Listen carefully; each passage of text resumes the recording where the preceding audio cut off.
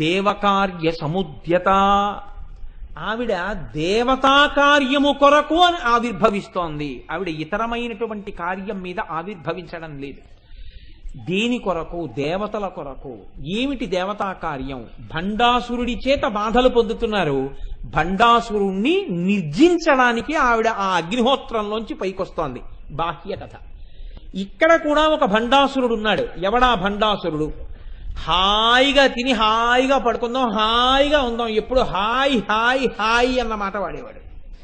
వాడికి కొంచెం సేపు కూర్చోలేడు, కొంచెం సేపు ఉండలేడు, కొంచెం వినలేడు, కొంచెం జ్ఞానం తెలుసుకోలేడు. ఎప్పుడూ ఈ శరీరానికి సుఖంగా ఉండేది చూడాలి. ఇది ఎటువంటి స్థితి అంటే ఎప్పుడు శరీరముతో తాదాత్మ్యత తప్ప దేవకార్య సముద్యత. దేవకార్య సముద్యత అంటే ఆవిడ దేవతల కార్యం కోసం ఎందుకు వస్తుంది? ఈ భండ ప్రవృత్తిని నశింపచేసి. అలా బతకడం కాదు.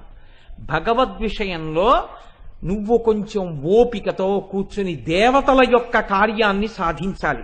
ఏమిటి ఈ దేవతల యొక్క కార్యం? ఆవిడ ప్రతిజ్ఞ చేసింది, యదా యదా హి సాధూనాం దుఃఖం భవతి దానవ తదా తేషాంచ రక్షార్థం దేహం సంధారయామ్యహం అంది.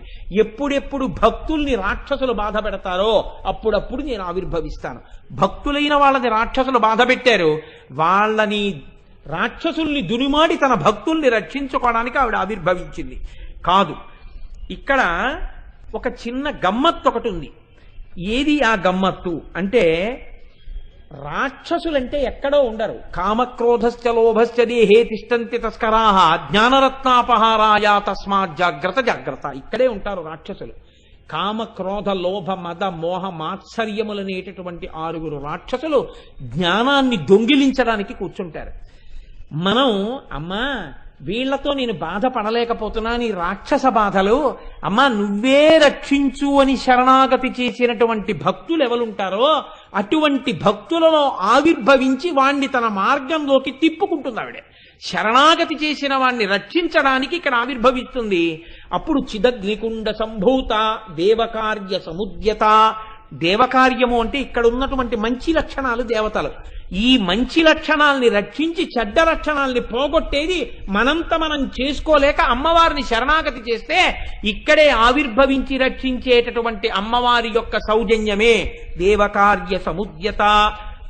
గ్రహించు, నా యందు సత్వగుణాన్ని ప్రవేశపెట్టు అని మీరు ప్రార్థన చెయ్యగలిగితే ఆవిడ దేవకార్య సముద్యత, దేవతల కార్యాన్ని సాధించడానికి ఆవిడ ఆవిర్భవించింది.